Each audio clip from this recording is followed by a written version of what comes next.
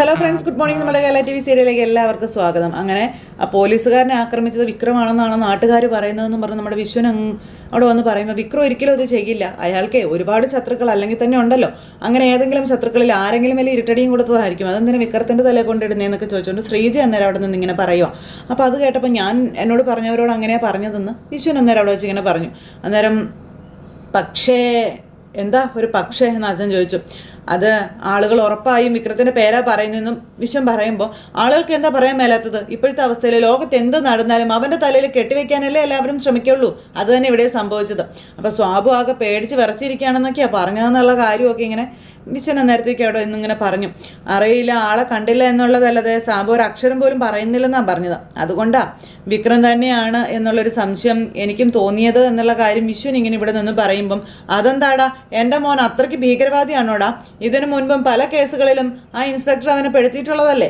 അന്നൊന്നും തോന്നാത്ത പേടി ഇപ്പോഴെന്തേ നിനക്ക് തോന്നാനെന്നൊക്കെ ചോദിച്ചു.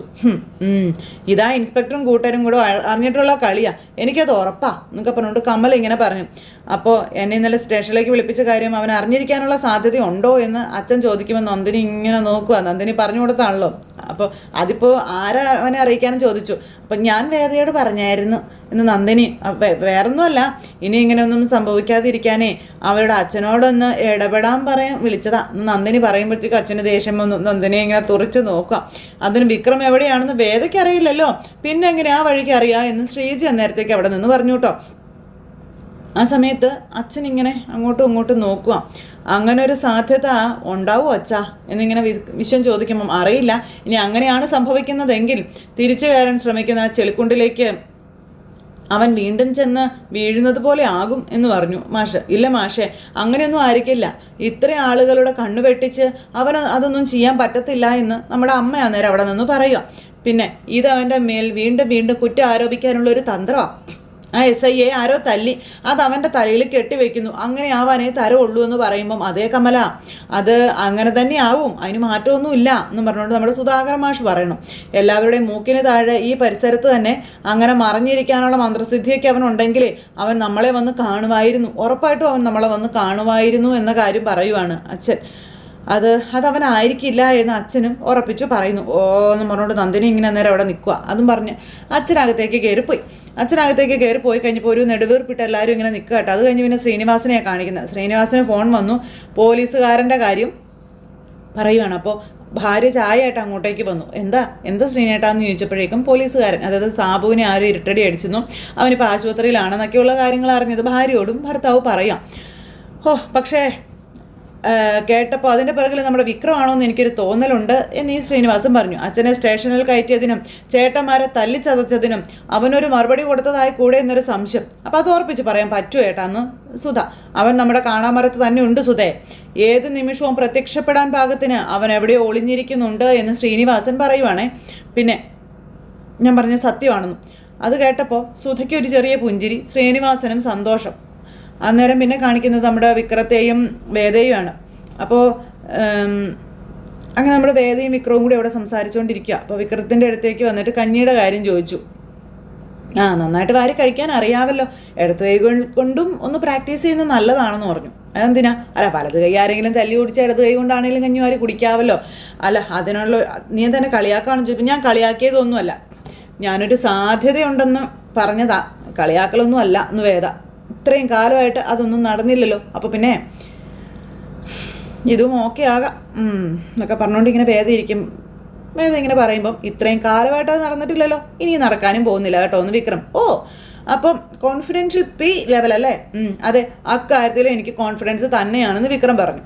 പിന്നെ നിന്റെ ചേട്ടനെ പോലുള്ള നാറികൾ ഉറങ്ങിക്കിടക്കുമ്പോൾ വെട്ടി മാറ്റിയാൽ രക്ഷയില്ല എന്ന് വിക്രം പറഞ്ഞപ്പോൾ ആരെങ്കിലും അടുത്ത് വരുമ്പോഴേക്കുവേ ബസർ അടിക്കുന്ന ഒരു സെൻസർ അങ്ങ് ഫിറ്റ് ചെയ്താൽ മതി എന്ന് വേദ. എന്നെ ഉപദേശിക്കുന്ന ആളാ. ചളി അടിക്കാൻ തുടങ്ങിയ ഇമാതിരി നാറ്റ് ചളിയായിരിക്കും അടിച്ച് വിടുന്നത് എന്ന് പറഞ്ഞിട്ട് വേദ ഇങ്ങനെ സൈഡിലേക്ക് നോക്കി ഇങ്ങനെ നിൽക്കുക കേട്ടോ. വിക്രം നേരം വേദന ഇങ്ങനെ നോക്കുക. എന്നിട്ട് ആ കഞ്ഞി വാരി കുടിച്ചുകൊണ്ടിരിക്കണം. വേദ എന്നിട്ട് പതുക്കെ വന്ന് വിക്രത്തിൻ്റെ അടുത്തേക്ക് ഇരുന്നു. വിക്രം കഞ്ഞി വാരി കുടിക്കുക. ആ സമയത്ത് ഈ കഞ്ഞിയൊക്കെ എങ്ങനെ എടുത്തോണ്ട് വരുന്നു എന്ന് വിക്രം ചോദിച്ചു വേദയോട്. പിന്നെ അവളാരും ഇതൊന്നും കാണുന്നില്ലേ?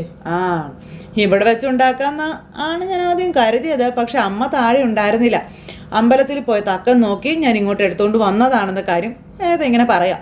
അപ്പോൾ റിസ്ക് ആണെങ്കിലും ഒരു രസമൊക്കെ ഉണ്ടല്ലേ എന്ന് വേദ ചോദിക്കുമ്പം നിനക്കിതൊക്കെ രസമായിരിക്കും, ഇത്രയും വലിയ തടവ് ശിക്ഷയായിരിക്കും എന്ന് എനിക്കിപ്പോഴാണ് മനസ്സിലായതെന്ന് വിക്രം വേദയോട് പറയാം. അപ്പം ചില തടവ് ജീവിതകാലം മുഴുവനും ഓർക്കാനുള്ളതാണെങ്കിലോ നല്ലതല്ലേ എന്ന് വേദ വിക്രത്തോട് ചോദിച്ചു.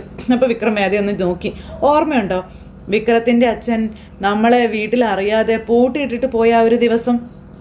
വിക്രം നേരം ആലോചിക്കാം അതിനെപ്പറ്റിയേ. അപ്പോൾ അന്ന് ഇവർ രണ്ടുപേരും വഴക്കുണ്ടാക്കിയതും അതുപോലെ രണ്ടുപേരും ഒരുമിച്ചിരുന്നതും ഇടികൂടിയതും വഴക്കുണ്ടാക്കിയതും ഇതെല്ലാം വേദ പറഞ്ഞത് വിക്രം ആലോചിച്ചു. അപ്പോൾ വിക്രം ഇങ്ങനെ ആലോചിച്ചുകൊണ്ടിരിക്കുമ്പം വിക്രം ഇപ്പോൾ ആ ദിവസത്തെ പറ്റിയല്ലേ ആലോചിച്ചതെന്ന് വേദ ചോദിച്ചു. വിക്രം അന്നേരം വേദയെ നോക്കി ഒന്ന് ചിരിച്ചു. അതേന്ന് പറഞ്ഞു. അപ്പോൾ വേദ ഒന്ന് ചിരിച്ചു.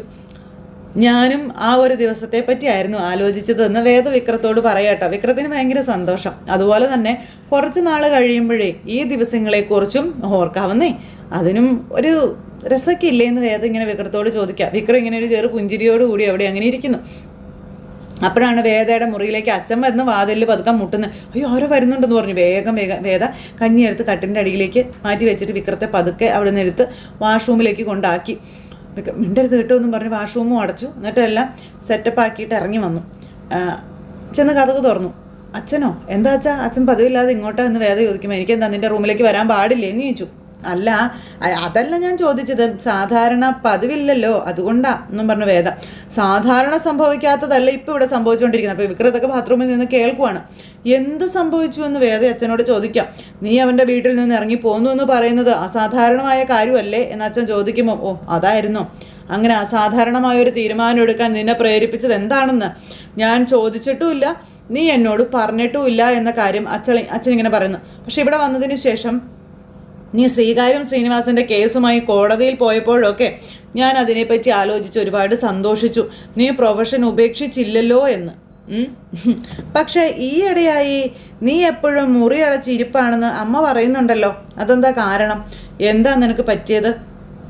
എന്താ നീ അങ്ങനെ ചെയ്യുന്നതെന്ന് ചോദിക്കുമ്പം അപ്പം ഒന്നുമില്ല അച്ഛാ. അപ്പോൾ എന്തോ ഉണ്ട്. അല്ലെങ്കിലും നിൻ്റെ കാര്യങ്ങളൊന്നും നീ ഞങ്ങളുമായി ഒരിക്കലും ഷെയർ ചെയ്തിട്ടില്ലല്ലോ. പിന്നെ ഞാനിപ്പോൾ വന്നതേ നിന്നെ ഒരു കാര്യം ഓർമ്മപ്പെടുത്താൻ വേണ്ടിയിട്ടാണെന്ന് അച്ഛൻ ഇങ്ങനെ വേദയോട് പറഞ്ഞപ്പോൾ വേദ ഇങ്ങനെ നോക്കുക. നീ ജോലിക്ക് പോകണമെന്നും പിന്നെ പ്രൊഫഷനിൽ കോൺസെൻട്രേറ്റ് ചെയ്യണമെന്ന കാര്യമൊക്കെ പറഞ്ഞു. അപ്പം ഞാൻ പോയിക്കോളാം അച്ഛാന്ന് വേദ പറഞ്ഞു. പിന്നെ വരുണിൻ്റെ കൊലപാതകവും അതിൽ വിക്രമനുള്ള ഇൻവോൾവ്മെൻറ്റിനെ പറ്റിയൊക്കെ കേട്ട് ഞാൻ ആകെ വല്ലാതായി പോയി എന്നുള്ള കാര്യം വേദ പറയാം. അത് വിക്രം ചെയ്യില്ല എന്ന് നീ വാദിക്കുന്നുണ്ടെന്ന് അമ്മ അറിഞ്ഞു ഞാനെന്ന് അച്ഛൻ പറയുമ്പം വേദ എൻ്റെ മനസ്സ് പറയുന്നത് അങ്ങനെ തന്നെയാണെന്ന് പറഞ്ഞു. വിക്രത്തിന് ഒരിക്കലും ചെയ്യാൻ പറ്റില്ല എന്ന്. അപ്പം നിൻ്റെ മനസ്സ് പറയുന്നത് പോലെ അവൻ പ്രവർത്തിക്കാത്തത് കൊണ്ടായിരിക്കുമല്ലോ നീ 1 വർഷം കഴിഞ്ഞപ്പോൾ അവിടം വിട്ട് ഇങ്ങോട്ട് ഇറങ്ങിയതല്ലേ എന്നിങ്ങനെ അച്ഛൻ മോളോട് ചോദിക്കാം. ഒരു കാര്യം എന്തായാലും ഉറപ്പാണ്, ഒരു പൊട്ടൻഷ്യൽ ക്രിമിനലാണവൻ. എന്തും ചെയ്യാനുള്ള സാധ്യതയുണ്ട്, തള്ളിക്കളയാനാവില്ല എന്ന് പറയുമ്പോൾ വിക്രം അത് കേട്ട് വിക്രത്തിൻ്റെ ചങ്ക് വല്ലാണ്ട് പെടഞ്ഞു. എത്രയും വേഗം ഓഫീസിൽ പോയി നോക്കാൻ അച്ഛൻ പറയണം. അപ്പോൾ അത് പറഞ്ഞിട്ട് അച്ഛൻ ഇങ്ങനെ പോകാൻ ഇറങ്ങുമ്പോഴേക്കും ആ കഞ്ഞിപ്പാത്രം അവിടെ ഇരിക്കുന്നത് കാണുക. അപ്പോൾ ആ കഞ്ഞിപ്പാത്രം കണ്ടു കഴിഞ്ഞപ്പോഴത്തേക്ക് അച്ഛൻ വേഗം ആ കഞ്ഞിപ്പാത്രത്തിലേക്ക് നോക്കി. അപ്പോൾ വേറെ കട്ടിൻ്റെ ഇടയിലേക്ക് കയറ്റി വെച്ചത് ഇച്ചിരി പുറത്തേക്കായിപ്പോയി. ഇതെന്താ ഇവിടെയെന്ന് ചോദിച്ചു. അത് ഞാൻ കഞ്ഞി കുടിക്കായിരുന്നു എന്ന് പറഞ്ഞു. അച്ഛൻ വാതിലിൽ തട്ട് കേട്ടപ്പോൾ അവിടെ വെച്ചിട്ട് വന്നതാണെന്ന കാര്യം വേറെ ഇങ്ങനെ പറയുക കേട്ടോ. മൊത്തത്തിൽ എന്തൊക്കെയോ സ്പെല്ലിംഗ് മിസ്റ്റേക്ക് അച്ഛന്. ഭക്ഷണം പോലും എല്ലാവരുടെയും മുന്നിലിരുന്ന് കഴിക്കാൻ വയ്യെന്നായോ നിനക്ക് എന്ന് അച്ഛൻ മോളോട് ചോദിക്കുമ്പോൾ ഏതൊന്നും മിണ്ടാതെ ഇങ്ങനെ തല തിരിഞ്ഞിങ്ങനെ നിൽക്കുക കേട്ടോ. ആയിക്കോട്ടെ ശരി എന്നും പറഞ്ഞ അച്ഛൻ അവിടെ നിന്ന് അങ്ങോട്ടേക്ക് പോയി. അച്ഛൻ പോയപ്പോൾ വേഗം ഡോറിൽ നിന്ന് അടച്ച് കുറ്റിയിടുകയും ചെയ്തു. പുറത്തിറങ്ങി അച്ഛൻ ഇങ്ങനെ ഒന്ന് തിരിഞ്ഞ് നോക്കുകയും ചെയ്തു. അത് കഴിഞ്ഞ് പിന്നെ കാണിക്കുന്നതെന്ന് പറഞ്ഞിട്ടുണ്ടെങ്കിൽ അവിടെ പോലീസുകാർ വാസവൻ്റെ വീട്ടിലേക്ക് ശ്രീനിവാസൻ സാറിൻ്റെ വീട്ടിലേക്ക് വരിക. അപ്പോൾ ശ്രീനിവാസൻ സാറിൻ്റെ വീട്ടിലേക്ക് പോലീസുകാർ വന്നപ്പോഴത്തേക്കും സുധ വന്നിട്ട് വാതിൽ തുറന്നു കൊടുത്തു. സാർ ഇവിടെ ഇല്ലേന്ന് ചോദിച്ചു. ഉണ്ടല്ലോ എന്ന് സുധ പറഞ്ഞു. സാറിനൊന്ന് വിളിക്കണമെന്ന് പറഞ്ഞു. വരാൻ പറഞ്ഞു. അപ്പോഴത്തേക്കും അങ്ങോട്ടേക്ക് കയറി ചെന്നു. എന്താ സി സാറെ അകത്തേക്ക് വരുമെന്ന് പറഞ്ഞു ശ്രീനിവാസൻ അങ്ങോട്ടേക്ക് ഇറങ്ങി ചെന്നു.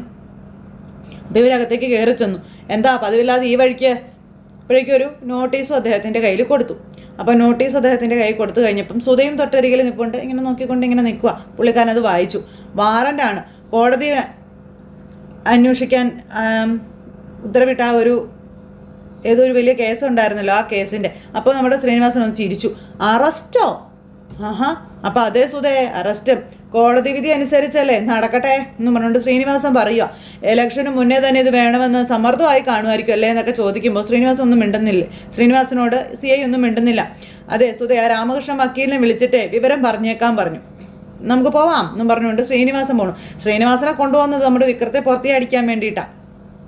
മറ്റവരെല്ലാവരും കൂടെ കൂടി ഒത്തു കളിക്കുന്ന ഒരു കളി. അപ്പോഴേക്കും ഇവിടുത്തെ അണികളെല്ലാവരും കൂടെ മുദ്രാവാക്യം വിളിക്കാൻ തുടങ്ങി ശ്രീനിവാസനെ കൊണ്ടുപോകുന്ന ഒരു സമയത്ത്. നിങ്ങളൊന്നും പറയണ്ടെന്നും പറഞ്ഞുകൊണ്ട് അദ്ദേഹം ഇങ്ങനെ അവിടെ നിൽക്കുമ്പോഴത്തേക്കും സുധ വേഗം അകത്തേക്ക് കയറി പോയി വക്കീലിനെ വിളിക്കുവാണ്.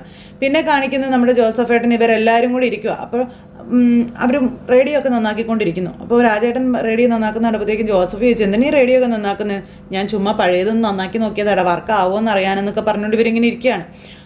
അപ്പോൾ ഇയാളിപ്പം മെക്കാനിക്കൽ വിട്ട് ഇലക്ട്രോണിക്സ് ആയോ എന്നൊക്കെ ഇങ്ങനെ ജോസഫ് അന്നേരം ചോദിച്ചു. രാജേട്ടൻ എന്താ പറ്റാത്തെന്ന് ചോദിക്കുക നമ്മുടെ അനിയൻകുട്ടൻ അന്നേരം പറഞ്ഞു.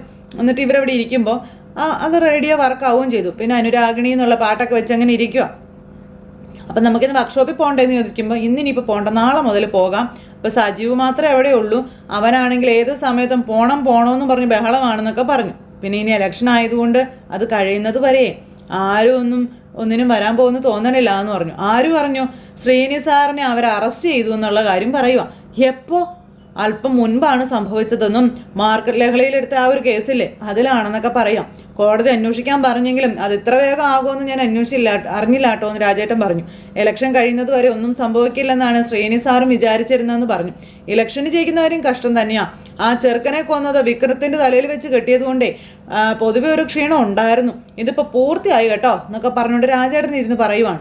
അപ്പോൾ നമുക്ക് ശ്രീനി സാറിനെ ചെന്ന് കണ്ടാലോ എന്ന് അനിയൻകുട്ടൻ ചോദിക്കുമ്പോൾ പിന്നെ പോവാതെ പറ്റില്ലേ അത് എന്നും ചോദിച്ചുകൊണ്ട് നമ്മൾ ഈ രാജേട്ടനോട് പറയുമ്പോൾ ഇതിപ്പോൾ കലാപപരമാവുമെന്ന് രാജേട്ടൻ ശ്രദ്ധിച്ച് കളിച്ചില്ലെങ്കിൽ ഇത് പ്രശ്നമാകും. ഇപ്പോൾ ഗ്രൗണ്ട് അവരുടെ കയ്യിലാണ്, ഗ്യാലറിയിൽ ഇരിക്കുന്നവരും അവർ തന്നെയാണ് സപ്പോർട്ട് ചെയ്യുകയുള്ളൂ എന്നും പറഞ്ഞു. അപ്പോൾ ഈ ഇലക്ഷൻ ജയിക്കുന്നതും തോൽക്കുന്നതൊക്കെ പോട്ടെ, ഇനി വിക്രമൻ്റെ കാര്യത്തിൽ എന്ത് ചെയ്യുമെന്നാണ് എൻ്റെ പേടിയെന്ന് പറയുമ്പോൾ ഇത്രയും ദിവസം വിക്രത്തെ ബലമായി തടഞ്ഞു വയ്ക്കാൻ പറ്റുമെന്ന് തോന്നണുണ്ടോ? അങ്ങനെ ആയിരുന്നെങ്കിൽ സാബുവിനെ പഞ്ഞിക്കിടാൻ അവൻ വരുമായിരുന്നു എന്ന് രാജേട്ടൻ ജോസഫിനോട് ചോദിക്കണം. ജോസഫ് ഒന്നും മിണ്ടുന്നില്ല. എനിക്ക് തോന്നുന്നതേ അവൻ നമുക്കാർക്കും കാണാൻ പറ്റാതെ നമ്മുടെ ഇടയിൽ തന്നെ ഒളിഞ്ഞിരിപ്പുണ്ടെന്നുള്ളതാണ് എന്നൊക്കെ പറയുമ്പോഴും ജോസഫ് ഒന്നും മിണ്ടുന്നില്ല. ഒരു പെർഫെക്റ്റ് സമയം നോക്കി പുറത്തു ചാടാൻ. അല്ലേടാ ജോസഫ് എന്ന് ചോദിച്ചപ്പം അതെ നിങ്ങൾ കഴിക്കാൻ വന്നേ വാ എന്നും പറഞ്ഞുകൊണ്ട് ഇങ്ങനെ ജോസഫ് വന്നിട്ട് അകത്തേക്ക് ഇവരെ വിളിച്ചുകൊണ്ട് കഴിക്കാൻ കയറിപ്പോയി. പിന്നെ കാണിക്കുന്ന നിഷിതയാട്ടോ. നിഷിത നമ്മുടെ വേദയുടെ വീട്ടിലേക്ക് വരുക. അപ്പോൾ വന്ന് കോളിംഗ് ബെൽ അടിച്ചു. ആ സമയത്ത് അമ്മ വന്ന് വാതിൽ തുറക്കുന്നു. അപ്പോൾ ഇഷിതയെ കണ്ടപ്പോഴേക്കും ഭയങ്കര സന്തോഷം. മനസ്സിലായില്ല പക്ഷെ അമ്മയ്ക്ക് എന്നെ മനസ്സിലായില്ലല്ലേ എന്ന് ഇഷിത ചോദിച്ചു. ഇല്ല, ഞാൻ ഇഷിത, ഓർക്കുന്നുണ്ടോ എന്നെ? വേദയുടെ കൂടെ ഡിഗ്രിക്ക് ഉണ്ടായിരുന്ന അക്കാലത്ത് ഞാനിവിടെ വന്നിട്ടുണ്ട്, കുറച്ച് ദിവസം താമസിച്ചിട്ടുണ്ടെന്ന് പറയുമ്പോൾ അയ്യോ ഇപ്പം എനിക്ക് ഓർമ്മ വന്നു കേട്ടോ. ഇത്തിരി വണ്ണം വെച്ചപ്പോൾ മുഖമൊക്കെ അങ്ങ് മാറിപ്പോയല്ലോ. ഡോക്ടറല്ലേ എന്ന് ചോദിച്ചു. അതെ, പീഡിയാട്രീഷ്യനാണെന്ന് പറയുന്നു. മോള് വാ എന്നും പറഞ്ഞ് അകത്തേക്ക് വിളിക്കുന്നു. ഭയങ്കര സന്തോഷം കേട്ടോ. കൂട്ടുകാരിയെ കണ്ടതിൻ്റെ ആ ഒരു ഇതിൽ അമ്മ ഇങ്ങനെ നിൽക്കുക. അമ്മയ്ക്ക് അത്ഭുതം. ഇഷിത ഈ സമയത്ത് വീട്ടിലേക്ക് വന്ന് ഒരിക്കലും ഇവിടെ മോൻ പറയുന്നത് കേട്ടു, അവൻ്റെ പരിചയത്തിലുള്ളൊരു ബിസിനസ്മാൻ വിവാഹം കഴിച്ചത് വേദയുടെ ഫ്രണ്ടിനെയാണെന്ന്. അതെ, മഹേഷ് എന്നാ പേര്. അല്ല വേദ മുറിയിലില്ലേന്ന് ചോദിച്ചു. ഉണ്ടല്ലോ, ഞാൻ വിളിക്കാമെന്ന് പറഞ്ഞു. വേണ്ടെന്നേ, ഞാൻ അങ്ങോട്ട് പോയിക്കോളാമെന്ന് പറഞ്ഞു. ഒരു സർപ്രൈസ് കൊടുത്ത് കളയാം, അവൾ ഒട്ടും പ്രതീക്ഷിക്കില്ലല്ലോ എന്നൊക്കെ ഇഷിത ഇങ്ങനെ അമ്മയോട് പറയാം. അപ്പോൾ ദീപ്തി എന്നും പറഞ്ഞ് ഇങ്ങനെ വിളിച്ചു. അപ്പോൾ ദീപ്തി വലിയ ചിരിയൊക്കെ ചിരിച്ച് അങ്ങോട്ടേക്ക് വരുന്നു കേട്ടോ. ഓർമ്മയുണ്ടോ ദീപ്തി എന്നെ? അപ്പോൾ ഇഷിതേച്ചി അല്ലേ എന്ന് ചോദിച്ചു. അപ്പനെ മറന്നിട്ടില്ലല്ലേ ദീപ്തി? ഈ കുട്ടിയെ ഒന്ന് വേദയുടെ മുറിയിലേക്ക് ആക്കാം. ഞാൻ പോയിക്കോളാമെന്നേ. മുറി പഴയ മുറി തന്നെയല്ലേ എന്ന് ചോദിച്ചു. എന്നാൽ ശരി ചെല്ലേ, ഞാൻ കുടിക്കാൻ എന്തെങ്കിലും എടുക്കാമെന്ന് പറയുമ്പം ഇങ്ങനെ ഫോർമൽ ആകാനൊന്നും ഇല്ലമ്മേ, എനിക്കിപ്പോൾ കുടിക്കാനൊന്നും വേണ്ട കേട്ടോ എന്നും പറഞ്ഞു നമ്മുടെ ഇഷിത പതുക്കെ വേദയുടെ റൂമിലേക്ക് പോണു. ഇവർ രണ്ടുപേരും കൂടി സംശയമൊന്നും ഇല്ലല്ലോ നോക്കി ഇങ്ങനെ ചിരിച്ചുകൊണ്ട് ഇങ്ങനെ നിൽക്കുക കേട്ടോ. ആ സമയത്ത് അല്ല ദീപ്തി, ഈ കുട്ടിയുടെ കല്യാണം അല്ലേ ഒരിക്കൽ മുടങ്ങിപ്പോയത് എന്ന് അമ്മ ചോദിക്കാം. അതൊന്നും എനിക്കറിയാൻ മേലാന്ന് ദീപ്തി പറഞ്ഞു. അതെ, വിവാഹത്തിൻ്റെ അന്ന് തല കറങ്ങി വീഴുമായിരുന്നു എന്ന് പറഞ്ഞു. ആശുപത്രിയിൽ വെച്ച് ഈ കുട്ടിക്ക് കുട്ടികൾ ഉണ്ടാവില്ല എന്ന് ഡോക്ടർ പറഞ്ഞു. അങ്ങനെ ആ കല്യാണം മുടങ്ങിപ്പോയി. പിന്നെ ഈ അടുത്ത് നമ്മുടെ ശ്രീകാന്തിന് പരിചയമുള്ള ഒരു ബിസിനസ്മാനെയാണ് കല്യാണം കഴിച്ചത്. അയാളുടെ 2ാം വിവാഹമാണെന്ന കാര്യമൊക്കെ പറയുമ്പം ആളെ ഓർമ്മയുണ്ടായിരുന്നില്ല, പക്ഷേ സംഭവങ്ങളെല്ലാം നല്ല ഓർമ്മയുണ്ടല്ലേ എന്ന് ദീപ്തി ചോദിക്കുമ്പോൾ പിന്നെ അങ്ങനെ അല്ലേ, പണ്ട് എപ്പോഴോ കണ്ടിട്ടുള്ളതല്ലേ, മുഖം ഓർമ്മയിൽ നിന്ന് പോയെങ്കിലും ആളെ മറക്കണമെന്ന് നിർബന്ധമുണ്ടോ? കൊള്ളാം കൊള്ളാം, ഞാൻ ജ്യൂസ് എടുക്കാം, നീ അതാ കുട്ടിക്കൊണ്ടേ കൊടുക്കാൻ പറഞ്ഞു. അമ്മ അടുക്കളയിലേക്ക് പോയി. ദീപ്തി ഇങ്ങനെ നോക്കിക്കൊണ്ട് ഇങ്ങനെ നിൽക്കുക. ഇഷിത എന്നിട്ട് പതുക്കെ ചെന്ന് വേദയുടെ റൂമിലേക്ക് ചെന്നു. അപ്പോഴേക്കും വേദ റൂം തുറന്നു. അപ്പോൾ ദീപ്തിയെ കൂടെ പറഞ്ഞയക്കാൻ നോക്കിയത് അമ്മ. ഞാൻ ഒഴിവാക്കി വിട്ടതാണെന്ന് ഇഷിത ഇങ്ങനെ മുറിയിൽ വന്ന് പറയൂ കേട്ടോ. ഇതാ ഇതിൽ അത്യാവശ്യം മരുന്നും സാധനങ്ങളൊക്കെ ഉണ്ടെന്ന് എടുത്തു വെച്ചോളാൻ പറഞ്ഞു കേട്ടോ.